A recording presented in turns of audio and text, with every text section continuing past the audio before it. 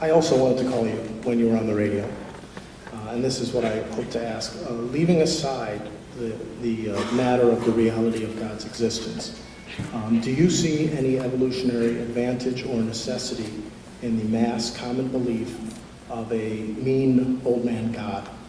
And I would, by analogy, say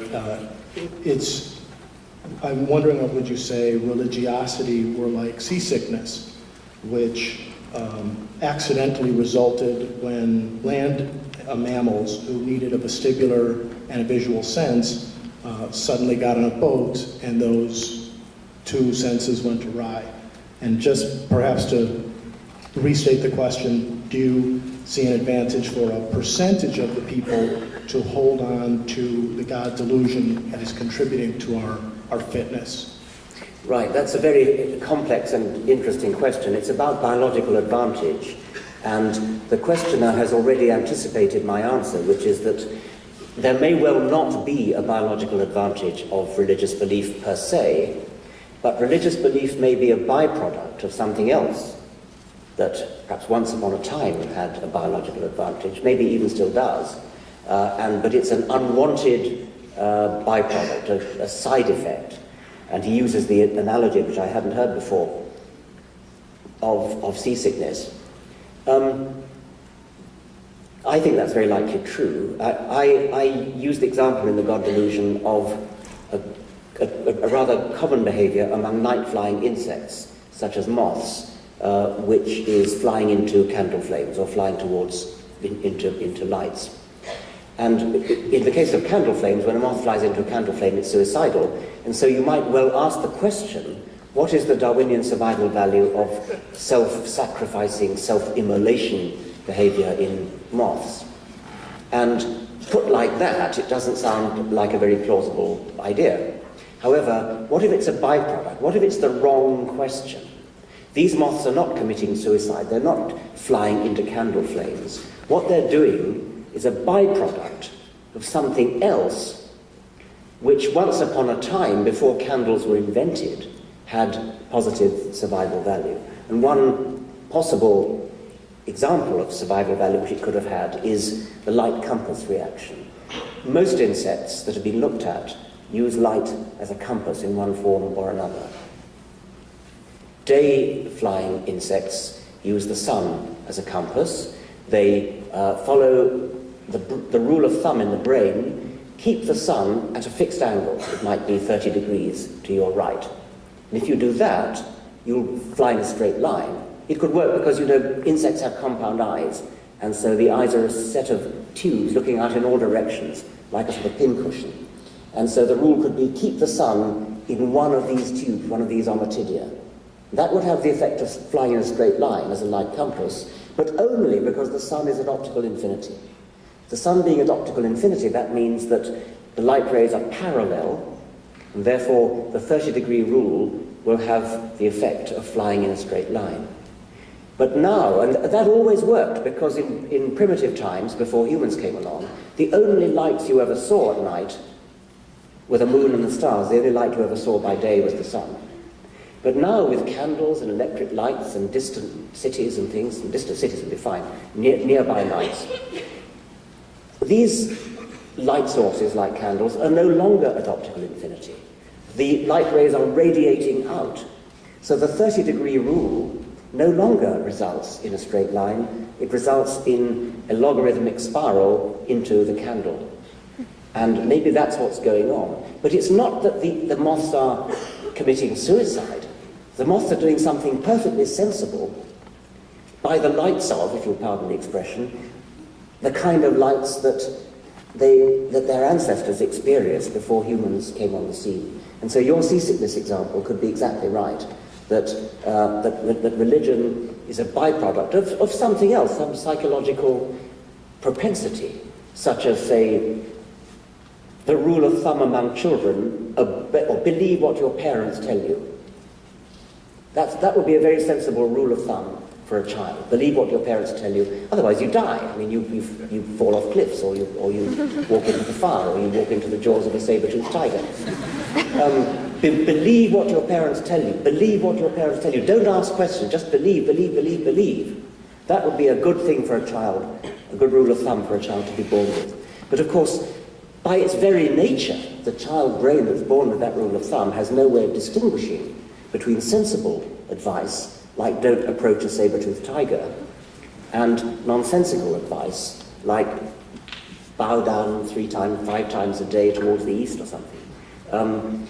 But since the child has no way of distinguishing the difference between those two kinds of advice, the nonsensical advice will get passed on from generation to generation to generation in exactly the same way as the sensible advice, like don't go near the crocodiles.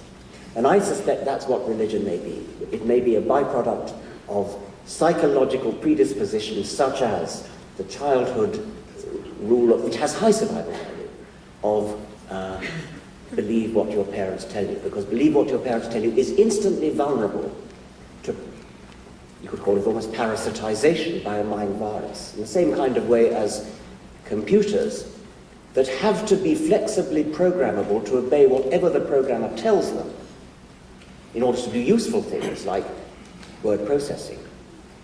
A computer cannot be built that is flexibly reprogrammable, which is not automatically vulnerable to bad programming, to evil programming like computer viruses. So I suspect that religion may be the equivalent of a computer virus. So we have time for just one more question, and just remember afterwards there is a reception on the second floor in the In Wisconsin room. So one more question. One question that religion answers conveniently, albeit perhaps dangerously, is the question of purpose.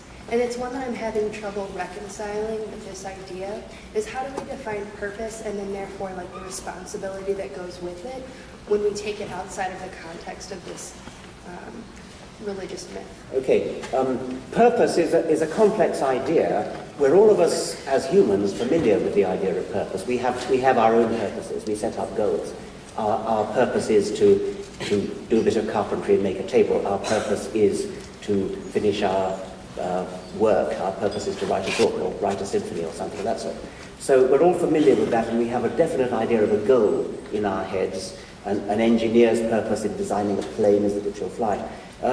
Biologists use the word purpose in a sort of informal way. The purpose of a bird's wing is to keep it aloft. The purpose of an eye is to form an image.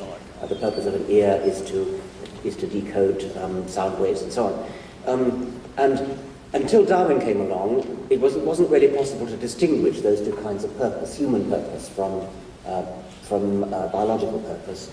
Darwin solved that problem, and nowadays we know that the illusion of purpose, which comes about through natural selection, is indeed an illusion. I would go further and say that it's an interesting thought that human purpose, the sort that we have in our own heads, or rather the capacity to set up purposes, the capacity to set up goals, is itself a Darwinian adaptation.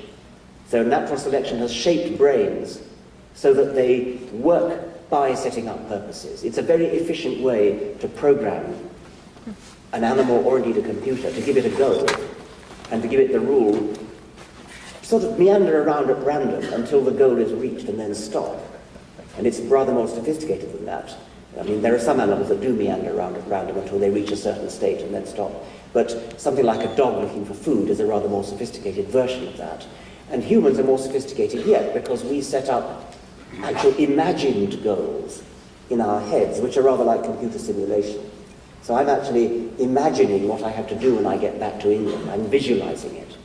And that's a simulation in my brain, which is a higher order of purpose. I think all of these human purposes should be regarded as stemming from the primary one, which is the natural selection one.